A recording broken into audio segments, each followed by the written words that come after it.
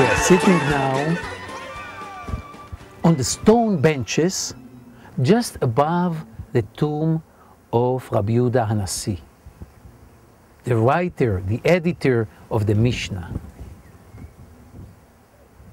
He was buried here, and one of the elements of his will was to make a place on top of his tomb so that Jews who come to pray on his tomb, near his tomb, would not only pray, but sit here and learn Torah.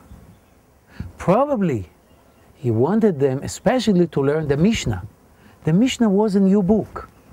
Until the time of Rabbi Yehuda Hanassi, the Jewish people learned the Bible, and with all the oral tradition, with all the interpretations of the Bible. But there was no one book of codification that collected all the laws, all the rules, all the details of the Jewish halacha into one book. This is exactly what Rabbi Yehuda did. He did it because it was after the destruction of the Second Temple. He knew that the people of Israel was going to exile, and the people of Israel must have a book of halacha, a book of laws that would enable the Jewish people to preserve its identity. And probably this is one of the reasons that he ordered his sons to make this place so that people would come and learn, especially in the new book, in the Mishnah. And this was his will, that Jews would come to this place to learn the Mishnah. And this is exactly what we're doing.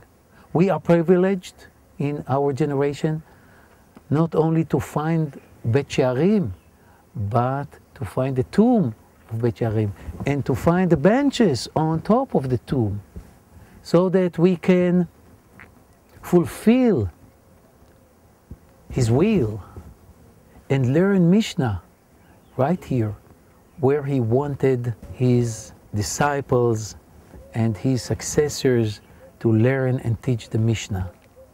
Let us learn two halachot, two laws, two sayings of Rabbi Yehuda Hanassi and his son Rabban Gamliel, who is also buried here in this cave. רבי אומר, איזוהי דרך ישרה שיעבור לו האדם, כל שהיא תפארת לעושיה ותפארת לו מן האדם. Which means, Rabbi is looking for a criterion to the right way. And he gives two criteria. One is, כל שהיא תפארת לעושיה, something that honors you, something that befits, that fits your truth, your understanding, your personality. You have to be faithful to your personality. But there is another criterion. The other criterion is תפארת לו מן האדם. It should be something that also people understand you. People give you honor. People respect you. Don't make something that is totally or that is totally misunderstood by other people. You have to behave in a way that people, not only you understand the truth of your way, but also other people should understand you, should understand your truth. Explain it to them. Be clear, be explicit, be connected to other people. It's not enough to say, this is my way, I believe in it, and that's it. No, you have to make other people understand you, or even convince them to join you. So we have two criteria in order to define the right way. This is what Rabbi says.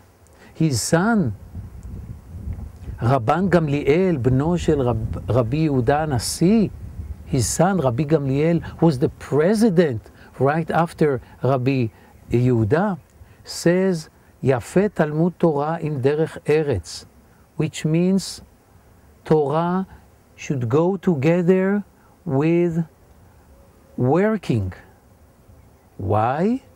כל תורה שאין עימה מלאכה, סופה בטלה וגוררת עוון. Torah, if you learn Torah and you don't work in order to provide and to support your family, the result is bad. It's destructive.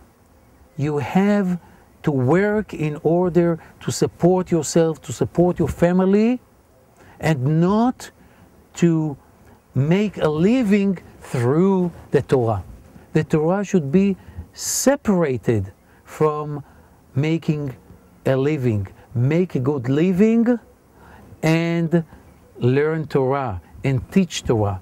Don't mix them, because if you don't work, you become dependent on others. And if you become dependent on others, your Torah must be destroyed, must be distorted. It's not the right Torah. Only Torah which you learn and teach without being dependent on others is the true Torah, the right way of Torah. So we have here two sayings, two principles given to us by Rabbi Yehuda and his son, Rabbi Gamliel. And we are here learning the book of Mishnah after almost 2,000 years, 1,800 years after this book was written by Rabbi Yehuda Hanassi and his fellow rabbis. And we are here to say, not only to fulfill his will, but to say thank you to Rabbi Yehuda Hanassi. Without the Mishnah, the Jewish people would not have been preserved.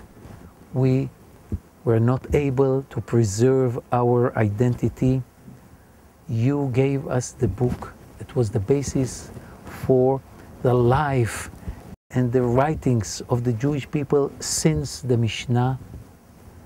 And we are here to thank you and to continue what you have started many, many years ago.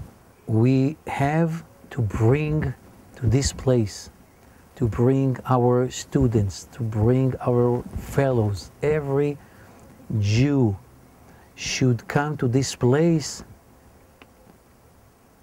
because here in this place we can understand the greatness of Rabbi Yehuda Hanassi as a person and his project, the Mishnah.